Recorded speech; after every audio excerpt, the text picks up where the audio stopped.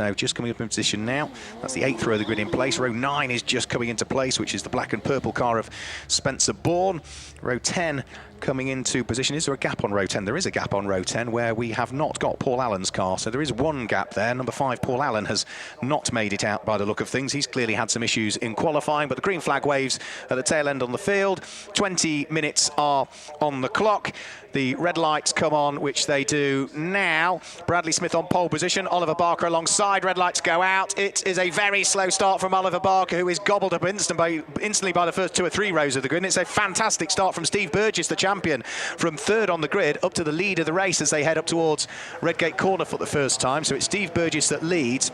It's Bradley Smith there in 2nd position, and that was another very good start by the look of things from Jack Manchester, who qualified 5th and was up to 3rd but under attack as they headed onto the top of Hollywood. But Oliver Barker just got too much wheel spin when the lights went out and really struggled to get the car off the line, and as he eventually got some momentum already, the cars on the 2nd and 3rd rows of the grid were siding their way through and past him. Steve Burgess was leading when they disappeared out of view. He is still leading as they reappear into view, heading up towards Schwantz Curve and McLean's for the first time. So it's Steve Burgess that leads. Bradley Smith there in 2nd position. A great fight going on for 3rd and 4th. It's the light blue car of Jack Manchester that hangs on to what is 3rd position. Harry Cockill's going to be there in 4th place. 5th place looks as though it's probably Brian Caldwell that slotted himself through into 5th position. And for poor old Oliver Barker, I suspect the bottom of the top 6 is as good as it's going to get at the end of the first lap of the race as they head through Roberts for the first time of asking. The top 2 breaking away. It is the reigning champion Steve Burgess that leads, but he's coming under pressure from Bradley Smith, who opts not to sit in the slipstream particularly.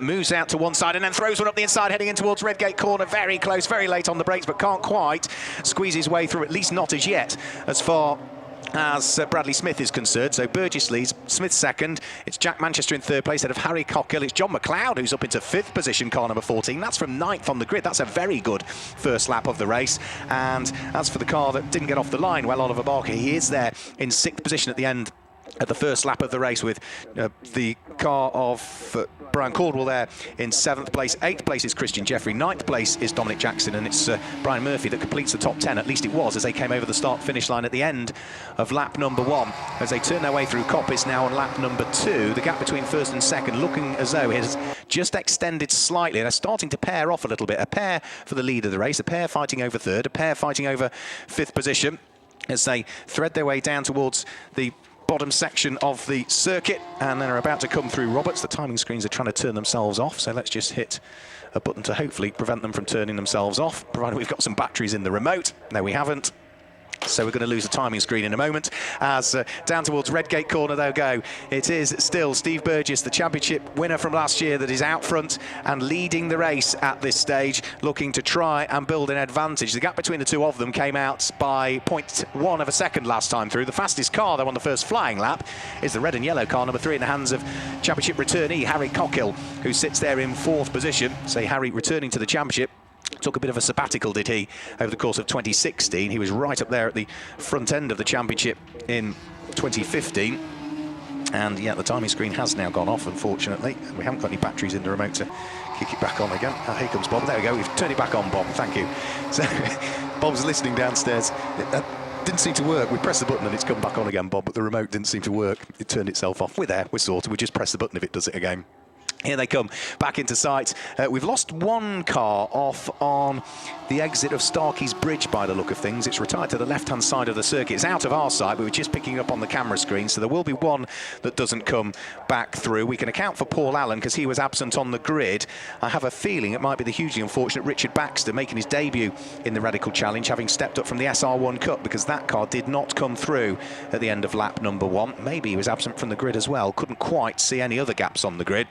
But the lead advantage that time has grown. 0.4 of a second is the gap between 1st and 2nd as they came over the start-finish line. Still Steve Burgess, the champion, the man from Nottingham at his local circuit, looking to try and pull away from Bradley Smith, who's having none of it, and I think is reeling him back in again over the course of this lap. It certainly looks as though the gap has come down between the pair of them. You can see we've still got Jack Manchester in 3rd place, the light blue car, fighting away with Harry Cockill. Those two are very much shoulder to shoulder at this stage. And then we've got John McLeod, who is still hanging on to 5th place. A slow starting Oliver Barker. When the lights went out, it all went wrong for him. He hasn't as yet made any progress at all from the 6th position, which he occupied on the first lap of the race. Well, they're now on lap number 4 with 15.5 minutes to go.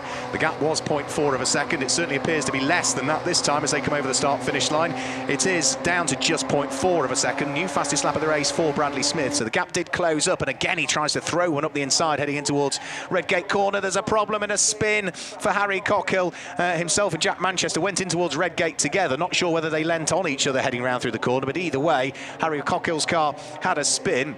He's now heading on the grass on the inside of Redgate Corner. Now, is he going to be able to rejoin? He's disappeared behind the trees. Right now he reappears. A bit of rally crossing gets him back onto track, but that's going to drop the number 3 car well down through the order. He's going to be down towards the bottom of the top 10, I suspect, by the time he has managed to recover.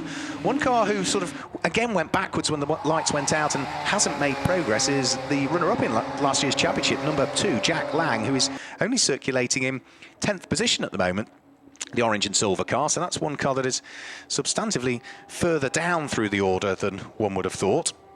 And another car we also lost on that lap was the car of Sachin Nuri. So over the start-finish line they'll come, and still for the lead of the race, it is still Steve Burgess, but again he's under attack from Bradley Smith, who throws one up the inside again, heading up towards Redgate Corner. Every lap he has a quick look up the inside of Steve Burgess, and I think he's hoping that Steve might make a mistake on the exit of the corner, which he's almost made now. So they go side by side through Hollywood and down through the Craner curves. Let's have a look and see whether we might then have the shuffle in the order by the time they get down towards the old hairpin.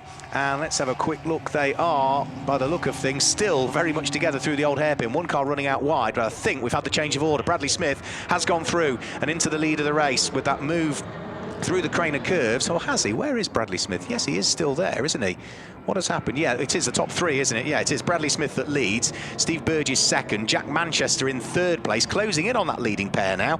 He was 2.5 seconds down the road from them, but they were side by side through Hollywood and through the Craner curves, and then sort of slowed each other up. And as a result, the light blue car, number 15 of Jack Manchester, is beginning to close in again on them, in towards the braking area at Roberts for the conclusion of what will be lap number 6 with 13 minutes remaining.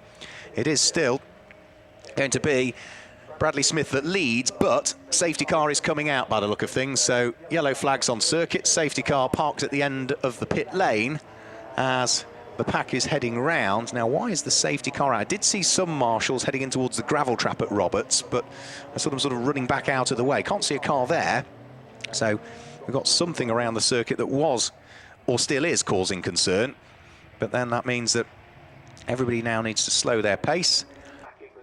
The safety car, however, is just exiting Coppice Corner and does turn its lights out. Right, so we're happy that we're going to go racing at the end of this one because the course vehicle is almost out of harm's way up at Coppice Corner. The pack has already passed it, so by the time they get round next time through under racing conditions, he'll be well and truly behind the barriers. So lights out in the safety car, 6.5 minutes to go. We're about to get racing back underway. Bradley Smith leading the race, no overtaking until they reach the start-finish line, let's not forget. So they could be side by side, but they can't have changed position. It's a fantastic restart by Bradley Smith. A big mistake for Jack Manchester, who spins coming over the start-finish line. Really mucked up the restart, had a big 360 spin, and, well, is now trundling his way along the grass. That was a scary moment there for Jack Manchester, and clearly, whatever the problem was, it looks as though it is going to cost him with retirement in this one, because he stops the car on the grass right at the start-finish line, and a big old moment with a big pack behind him. Hen comes out of the car and trudges away rather disappointedly, understandably, because that was a scary old moment for him. It is going to be Bradley Smith leading the race. It is Steve Burgess in 2nd place. Oliver Barker now 3rd place.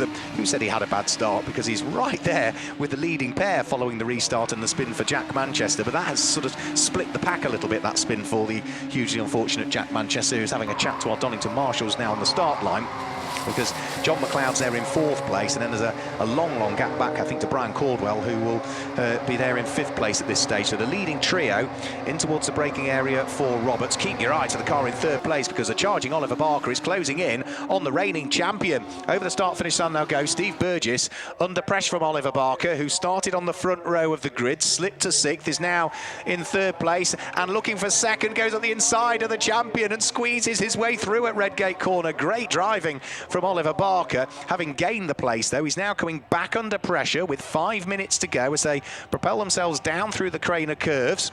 Of course, if they continue to squabble for second and third, making good his escape all of the time will be Bradley Smith, who is looking to try and stretch the advantage. He led by a second and a half at the start of this lap, and it looks as though it's grown further because Oliver Barker is now under attack from last year's champion at his local circuit, who takes a wider line through McLean's corner to try and give himself a bit of an advantage on the run up towards Coppice corner. Still no opportunity there for Steve Burgess to return the favour to the Radical SR1 graduate, that being Oliver Barker, and now he's having to defend again. So sitting in the slipstream is going to be Steve Burgess. This might give him the opportunity down the exhibition straight to squeeze his way through into braking for Roberts' corner. Are we going to see a change in the order? There goes Bradley Smith in the lead. No, it's still Oliver Barker in second position. His blue car, but with the white flashes to it. Steve Burgess, similarly liveried car, same colour blue, but it's got the yellow flashes to it.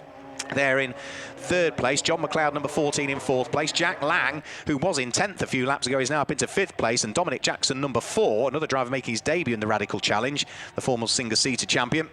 Over in Germany in Formula BMW, sits there in 6th place. 7th place is Christian Jeffrey. 8th place is number 29, Marcelo Maritiotto. 9th place is number 57, Brian Murphy. And number 20, Mark Crader, completes the top 10. Our race leader, however, is now on lap number 13. Last time through, Bradley Smith posted the new fastest lap of the race that we've seen so far, 1 minute 5.955, extending his advantage substantively so between himself and the pair behind. Whilst they were squabbling, he did make good his escape. He built the advantage from 1.5 seconds up to almost 3.4 seconds within a single lap. So really is going well at the wheel of the MECTEC prepared number 21 machine. Bradley Smith back over the start-finish line, the former Sunoco Challenge winner. And what's the gap this time? From 3.356 seconds, it goes up to 3.8 that time through, because it's another new fastest lap of the race for Bradley Smith. Keep an eye on the 4th place car, number 14, John McLeod. He is being reeled in now by the number 2 car, the runner-up from last year, the orange and silver car in the hands of Jack Lang, former Formula Jedi front-runner, Jack Lang.